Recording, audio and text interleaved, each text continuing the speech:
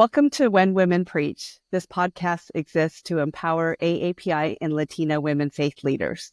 My name is Cris Otonari. We're also here with our co-founder and CEO of Isaac, Young Lee Hertig. Our guest today is Diane Ujiiye. Diane's background includes over 30 years of direct service provision and management in the areas of HIV/AIDS, gang prevention intervention, substance abuse treatment, and violence prevention combined with public policy advocacy and civil rights activism. She is the co-founder of the Black and API Solidarity Group in Los Angeles. She serves as board chair of Healing Urban Barrios, a reentry and gang intervention program. She's facilitated strategic visioning for an array of groups. Diane has worked alongside individuals and families impacted by the carceral and immigration systems. As executive director of a statewide network of CBOs, she co-led the passage of AB 1088, the disaggregated API data bill. Diane facilitated community input for AB 116, which established the California Commission on APIA Affairs, and served as a founding member. She has an MDiv from Fuller Theological Seminary. Diane, welcome so much to When Women Preach. We're excited to have you today. Thank you, Cris. Thank you, Young. It's a blessing and a privilege. It is wonderful to reconnect with you, Diane, even though we both live in Southern Cal, and appreciate all the work you are doing. And we would like to start by asking you how in the world and when you got a calling to be an activist. In high school, I got sick of people asking, what are you? What are you? Where did you learn to speak English? And I would say, oh, I'm an American born in Los Angeles. There was always those follow-up questions. No, where are you really? And I knew that my older cousins were very active in the civil rights movement. So I asked them, man, do you deal with this too? And they said, yeah. So why don't you join, or why don't you check out this group called Little Tokyo People's Rights Organization, LT Pro. LT Pro was dealing with gentrification and other human service needs in Little Tokyo, LA. So I was 17, long story short, high school senior, and my first interest was like, why are my brothers like violating each other? You know, the Chinatown homeboys who were aspiring to be watching, and then these Japanese Americans from Crenshaw, these Buddha heads, were fighting each other, and just, you know, I didn't understand it. So I just started running around with these gang members, started interviewing them, wrote an article, got published. Long story short, backed into doing this through a group called the Asian American Drug Abuse Program, which is in Central, in the Crenshaw district of South Central. Just felt like my brothers and sisters and siblings who were getting high or who didn't fit the model minority stereotype or were poor financially were misunderstood. And I've always had this sort of heart for coming alongside people who feel misunderstood, because I often feel misunderstood, as I'm sure many of our sisters and brothers and siblings do.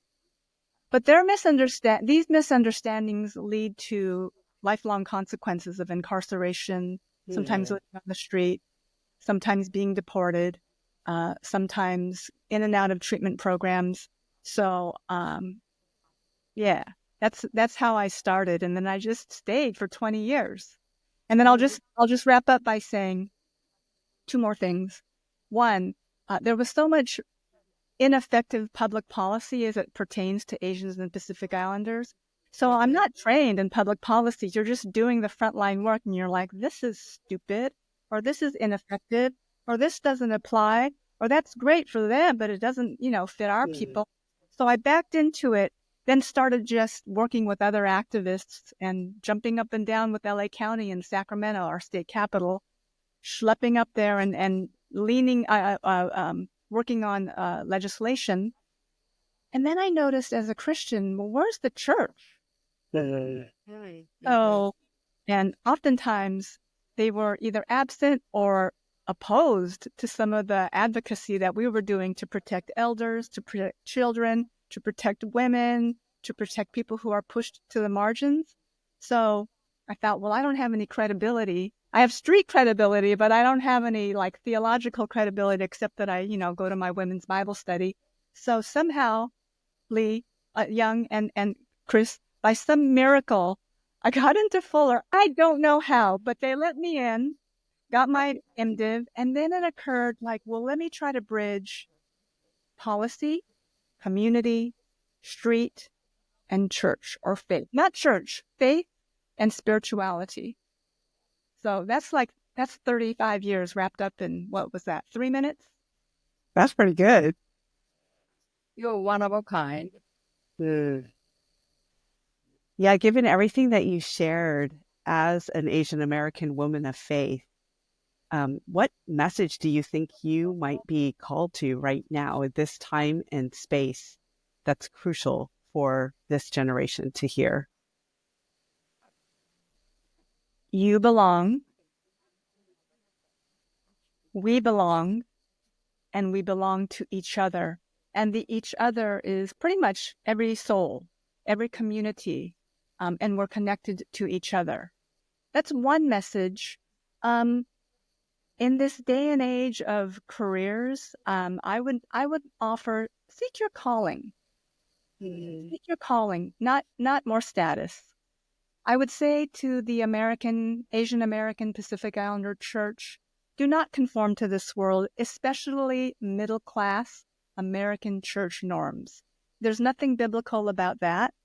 Lean into relationships with marginalized sisters, brothers, and siblings who are not like you, especially socioeconomically.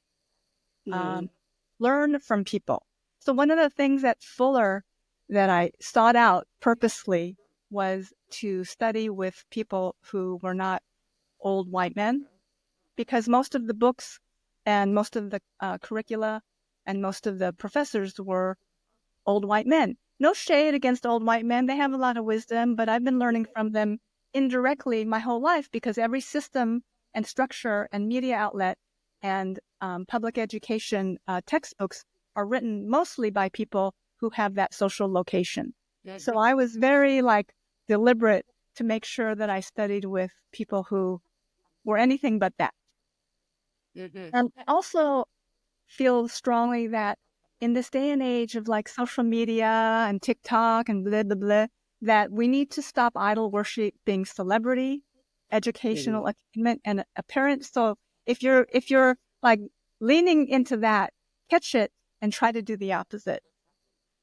The other thing that I have to catch myself doing, real talk, is stepping away from my phone and my laptop and go to the streets. Because if you are in the streets where things are happening for real, you see, smell, and experience things that you can't on a screen. So even when I'm driving to and from places, I try to avoid the freeway. I try to literally drive streets because you see communities in need. You see people literally making their beds and their homes on concrete and asphalt. You see many communities who the norm is bulletproof glass. So be out there. And then the other thing, I have two more things. Be quiet. Chill out. Restore. Replenish. This is a long harvest. There was a culture of you were not a true revolutionary or you were not a true activist unless you were burnt out all the time. Well, I'm 60 years old and I already know that that's not going to play. There's nothing in the Bible that says be burnt out. So we need to come before God, pray, cry, sleep, stretch, do what you need to do to replenish. I don't know. That was like a random list of unconnected things, but I believe they're all connected because we are not compartmentalized. So in the totality of our humanity, I offer that. Wow. You were totally countercultural, and the word that came to my heart as I listened to you is a rebel with a cause. Yeah, I'm right there with you. I resonate with so much of what you shared. Well, you've led so many initiatives and you've worked within various communities. For example, you were one of the 3 founders of the Black X API community solidarity group as a response to the rise and growing tensions between the 2 communities. And what are some key principles you've learned about building coalitions, collaborating across different racial and cultural groups? Thank you for that thoughtful question. Before I share some thoughts on that, I want to give a shout out to the other 2 co-founders, my brother, homie Billy Tang, who did over 21 years in state penitentiary and over a year in ICE detention because he fled Cambodia as a child with his mom. And can I just say that Billy had a life sentence for an armed robbery where no one was killed. So because a lot of our Asian brothers and sisters are financially strapped and their parents don't speak English and they are often arrested as juveniles, they are over sentenced. So statistically, our Asian and Pacific Islander brothers and sisters serve longer sentences, contrary to popular belief. So let me just name Billy and give him a shout. I'm not trying to make this political, but even though he did time and was deemed suitable for parole, when Trump was elected, he was put back into ICE detention, and then he was literally on a plane almost going back to Cambodia, where he was fled war as a child, and on Christmas Eve was commutated by the governor. Christmas Eve, one day before being deported. So that's a shout to Billy. Billy saw this video of this Asian guy with a mask loading a gun saying, if you see a Black person attacking us, just blast them. So he was calling on Asian, and it felt gangish. We don't know for sure, but this was on social media. So Billy was alarmed. He contacted one of his brothers that he did time with, Tim Corngay, who is a former Roland 60s Crip, which is one of the largest gangs like everywhere. So Tim and I used to work together for a multi-faith organization called LA Voice. So we called on Tim, and then they called on me because they know that I've done like ethno-racial solidarity building during the 90s when we had the LA uprising after the Rodney King. It's really the gentleman, not the gentleman, the men that hurt Rodney King. Anyways, all that to say, shout out to them. One thing I've learned in building relationships is hang out. Just chill. Just be in relationship. The other one is listen deeply without an agenda. Pay attention to and check your own biases. Ask yourself, where did I learn that? Lean into yes and try to avoid binary either or thinking. Yes, my people have been hurt, and so have yours, for example. Yeah. And then, I've noticed over the course of 30 years, there are seasons for us to be upfront. Sometimes there's seasons for us to lift up. So we need to discern if we're coming alongside, if we're supporting from behind the scenes. We don't always have to be the ones out front, but sometimes we do. And sometimes Asians defer too much. Man, when I saw anti-Asian violence, I didn't know what to do because I've always been an ally.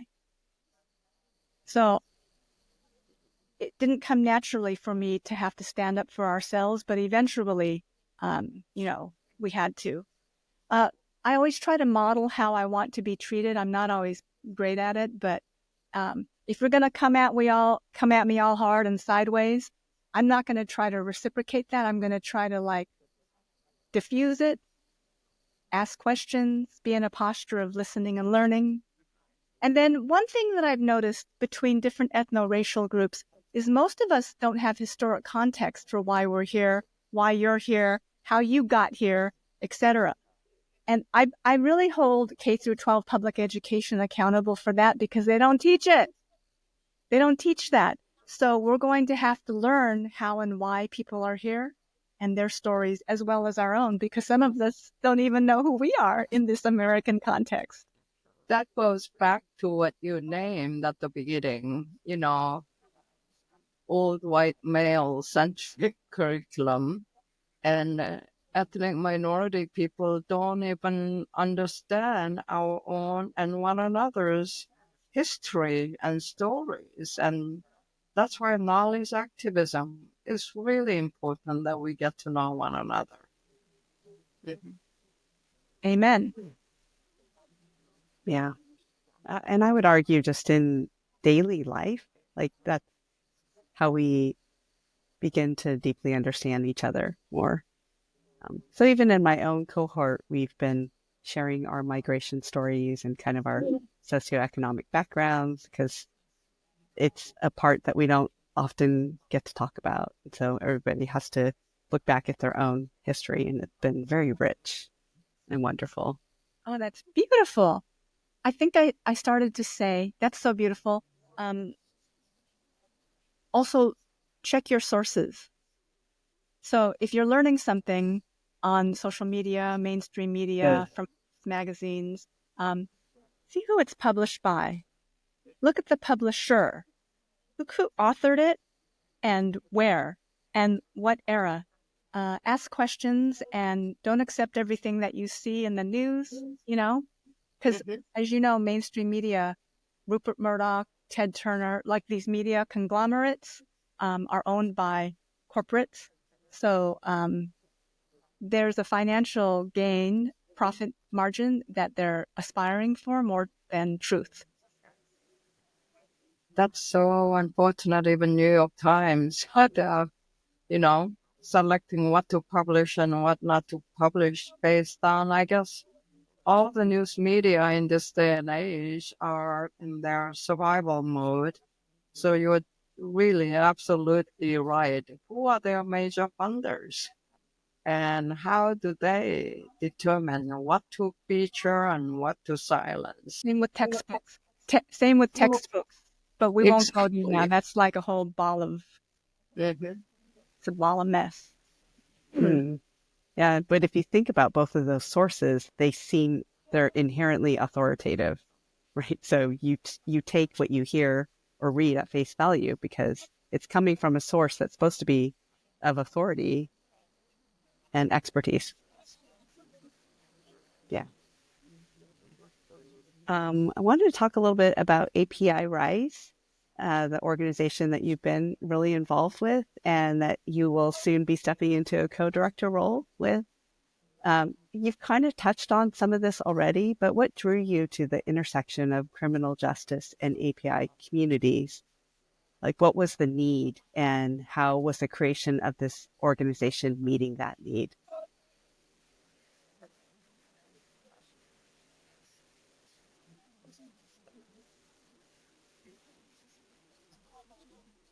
Van was 16 when he aided and abetted a murder. Duck was 15 when he committed his crime. Kanaka was 16. So if you study brain development, which I haven't, but I have one and you have one and we have children, so we know that brains don't fully develop till the early to mid 20s. And you make a decision when you're 16 or 17, yes, you should absolutely be held responsible for that decision. Okay. However, the systems, the economics, the structures, those who hold power also have to be accountable for how those systems and structures may be contributed to your decision. So if you come here from a war-torn country, poor, you come here on not a cruise ship, but some janky boat, drinking people's urine because you don't have any water or food. You're bullied. at whatever middle school, elementary school, or high school you're going to. Your parents can't afford Nikes or Air Jordans or whatever, and you don't fit in, then more than likely you might make some decisions that may not be the best in your long-term life story. But how do you know that when you're 15? So all that intersects with culture. It intersects with politics. It intersects with economics, education, mental wellness or lack of wellness, the military-industrial complex, the prison-industrial complex, which are real things because if you look at the financial aspect, there's a lot of profit to be made on the backs of poor people. So I don't know where I'm going with this, but I do believe that some Asian American Christians, some API Christians have internalized white hegemony and Americanism so much that they start to believe that it is only incumbent and only the individual is held responsible for their decisions without understanding context. Mm-hmm. So there again, I'm going to circle back to where did I learn that? What are my biases? Have I ever questioned what I believe is normal? So I always go back to, whenever I do workshops, I always ask folks to think about what's been normalized in my context. And on some level, am I trying to impose that on others who might have a different norm?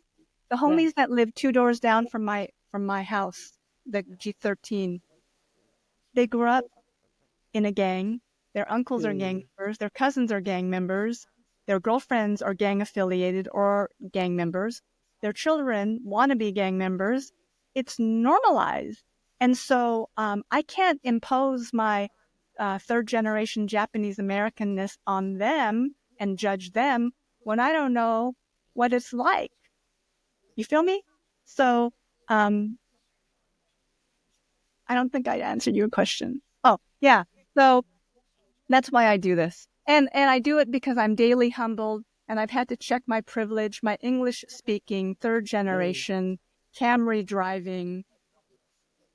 You know what I'm saying? All of the stuff that I take for granted, I have to check myself. And I'll say one more thing really quick. I internalized Americanism so much as a teenager that when I would hear or see my immigrant brothers and sisters who had an accent or who didn't have the cool clothes or didn't listen to Earth, Wind, and Fire or whatever, I distanced myself. Mm-hmm. And they knew it. My immigrant brothers and sisters, my refugee brothers and sisters and siblings often say, some of you Japanese Americans were a little bit like arrogant, entitled. You didn't, we couldn't play basketball with you. We weren't invited to your, 4-bedroom homes. And I'm not saying that all Japanese Americans are like that. I'm just saying from my context. And I'm not saying we didn't struggle. My parents were in frickin' concentration camps during World War II. So yes, and, we have our story. And by the time it got to me, I was pretty middle class, pretty comfortable. And I didn't want anybody questioning my Americanism by associating with people who were fresh off the boat or FOB. That's the degrading way. So in a way, I'm repenting by coming alongside, making space for, and never standing in front of my Vietnamese, Cambodian, Thai, Laos, Hmong, Samoan, Korean. You feel me? Just trying to make sure that whatever privileges I've been afforded, they have access to that too. When did that turning point came about? You might have already answered earlier, but can you remember a specific time when you decide to abandon that internalized middle-class American lifestyle? I remember my house was broken. My little apartment in Crenshaw was broken into. And for some reason, it dawned on me, oh, that person probably needs this more than I do. And it doesn't belong to me anyways. I have this thing about like material things. They don't belong. It's all a blessing from God. So if someone needs it And I've been broken into 3 or 4 times because I live in pretty rough neighborhoods. My car, my homes. Like it's so temporary and like eternally, like when we stand before God, we're not taking any of this with us anyways. We're not taking our degrees, our Visa card, our Camry, mine's a 1999 Camry. We're not taking anything. So like, how am I living my life to make sure that I'm cool with God? Like, how did I live my life? How did I treat people? Did I steward what you blessed me with? So, people use my home between reentry from reentry housing into independent living. I have an extra bedroom and an extra bathroom. It doesn't belong to me, See, Diane, you are one of a kind. I have not met such a woman like you who practices radical hospitality and generosity when so many Asian Americans suffer from, even though they have enough, there's a poverty mentality. But you are one of a kind who is so free from it all and extremely generous. And I know a few people who benefited from you. And so I'd love to spread what you do, what you value, what you do not value. I think this needs to be disseminated widely because we were taught to cling to every penny, it seems, even though they drive calmly and electric vehicle, you name it. So I think your message is so refreshing and liberating at the same time. Well, I think the underlying thing that you're talking about was generosity. And I think the reason why Diane can be that way is because she lives frugally and is very aware of her location and humbly also, because I heard her mention status and it's not about status. So she doesn't need to drive a Mercedes. She's happy driving her 24-year-old car. So I think it's all related. And I just want to say one thing, because you were saying like you didn't answer the question. You may not have initially answered it with your words, but you answered it with your posture, because I heard you naming very specific people that you have a personal connection with because you care so much about them. And that answers the question, because that's why you got involved, because you have a heart for them. And seeing the other parts that much of America doesn't get to see because of the model minority myth. Like you tore that down completely, demolished that today. So I just love that.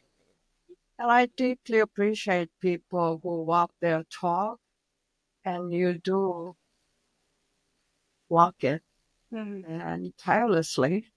So No, I'm tired today. I am tired today, but I feel you. Thank you. I'll receive that.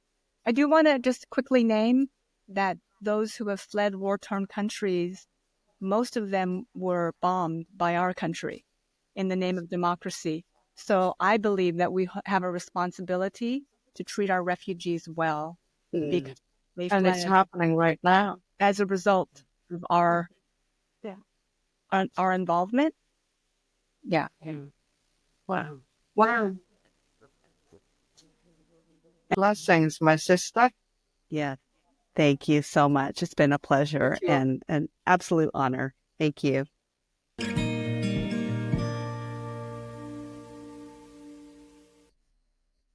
My name is Joana. I am the sound producer for our podcast, When Women Preach.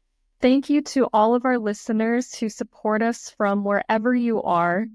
We believe that the voices of Asian American and Latina women of faith are crucial to the building up of our faith communities and Isaac's mission to advance equity at the pulpit. So we invite you to continue supporting us by inviting your friends and family to listen to our podcast, or by making a donation to www.isaacsweb.org. Thank you in advance for making this work possible.